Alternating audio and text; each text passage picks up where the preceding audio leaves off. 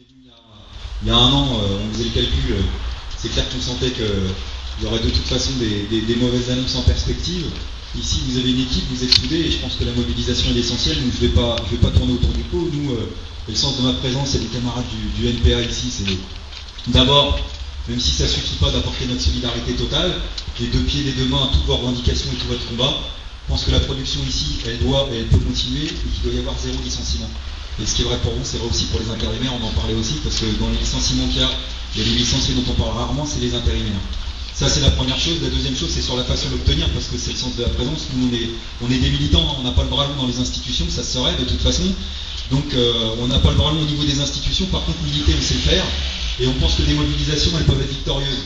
On ne va pas raconter d'histoire. Des mobilisations contre les licenciements, pour le maintien de la production, on en a soutenu plein. Il y en a qui ont réussi, il y en a qui se sont plantés, mais il y en a qui ont réussi. Il y en a qui ont réussi là où les pouvoirs publics n'avaient rien fait. Je pense aux salariés de Nestlé à Marseille, par exemple.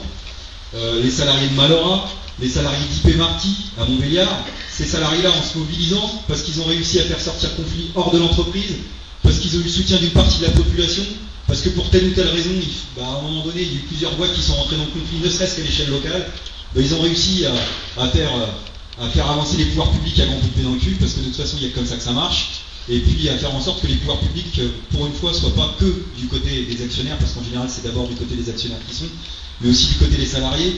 Et je vous dis ça parce qu'on est aussi des fois là pour rapporter quelques nouvelles cartes du terrain, et quand il y en a des bonnes, on ne va pas s'en priver.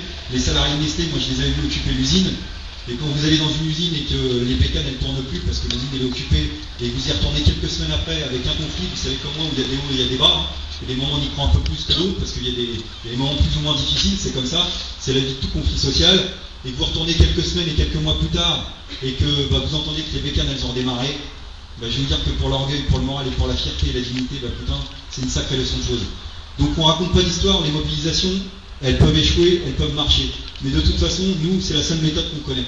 Donc c'est en ça qu'on veut voir comment on peut être utile pour votre conflit. D'abord en relayant localement, mais je pense que c'est déjà fait, ce conflit pour vous aider à ce qui sort de l'entreprise. Je sais qu'il y a la manifestation de samedi, il y a l'idée de faire des comités de défense à chaque fois. Je pense que ça c'est essentiel parce que c'est une façon d'associer la population, et puis aussi à faire basculer l'opinion. Parce qu'on connaît le bourrage de crâne, de toute façon, là on vient de l'hôpital de Carré, ils font exactement le même dans le domaine du service public, c'est-à-dire on vous propose de vous couper soit le bras, soit la tête, c'est à vous de choisir, soit on vous accepte ce qu'on vous dit, soit c'est la fermeture définitive, et puis de toute façon, on essaie de faire passer les syndicalistes pour des dangereux irresponsables et compagnie. Vous connaissez tout le venin qu'on essaie de distiller dans la tête de l'opinion, mais ça c'est extrêmement important de le faire. Et puis enfin, c'est à l'échelle nationale où nous on pense que ça doit être fait. Donc là, je vais dans le domaine de l'automobile qui vous concerne, on en discutait, mais je pense que votre revendication elle est plus que légitime, que Renault prenne ses responsabilités, que vous ayez le même sort que ce Cléon, c'est la moindre des choses, que Renault, Carlos Ghosn, on entend régulièrement en ce moment à la télé raconter qu'il va être obligé de licencier avant le cœur de la tempête, parce que voilà, il préfère faire ça avant que le faire au cœur de la tempête. Donc il explique dans la même phrase qu'il fait des profits et qu'il va mettre 1000 personnes sur le carreau à Renault-Sandouville. Face à ces gens-là, face à leur orgueil, il n'y a qu'un mouvement d'ensemble qui permettra de changer les choses. Et nous, ce qui nous fout les glandes pour aller à l'essentiel, ce qui nous donne un petit goût d'amertume et de frustration, c'est que partout où on passe, dans toutes les entreprises aujourd'hui, à l'heure de la crise économique, il y a vachement plus de personnes qu'on veut bien croire qui relèvent la tête. Il y a vachement plus de groupes de salariés, de travailleurs, de travailleuses qui disent maintenant il y en a ras-le-bol, on ne va pas se laisser pétiner, puis nous de toute façon on va aller jusqu'au bout. Le problème c'est que ça ne fait pas la une des 20 heures, ça se saurait, parce que les 20 heures c'est trop regardé, donc c'est un peu dangereux, n'empêche que ça existe.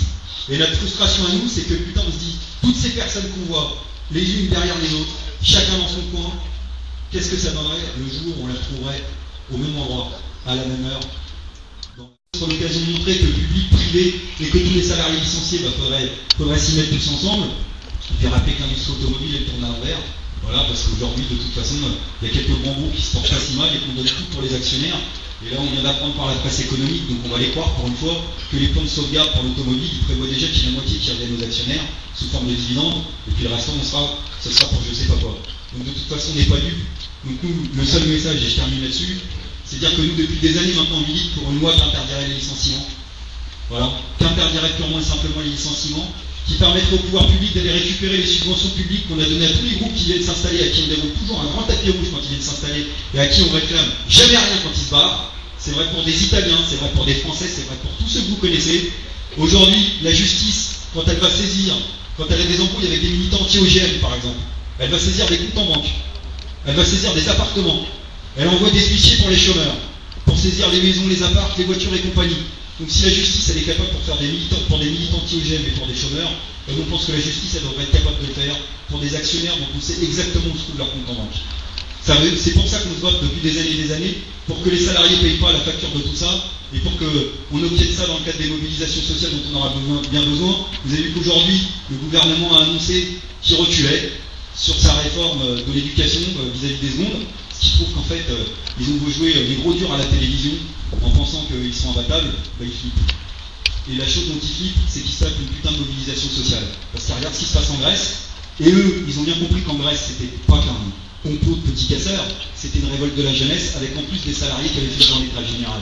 Donc, en tous les cas, de l'enthousiasme et du courage, on en a, ça vous pouvez compter sur nous, mais les journées n'ont que 24 heures. Mais par contre, tant qu'on pourra vous soutenir, on le fera, et puis enfin, on caser dans le micro, dès que nous tendra sans nous couper, pour dire la réalité de ce qu'a été la politique des Italiens qui vous ont mené là où ils vous ont mené aujourd'hui, avec toute l'opacité qui flotte autour de ça, et puis aussi, il faut bien dire quand même, la complicité de certains pouvoirs publics.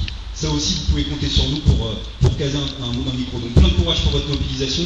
Et puis merci à vous de votre détermination, parce que pour nous aussi, sans mauvais jeu de mots, ça nous remonte les pneus. Et puis quand on va voir d'autres, on se dit, bah là, ils se mobilisent, et c'est un point d'appui.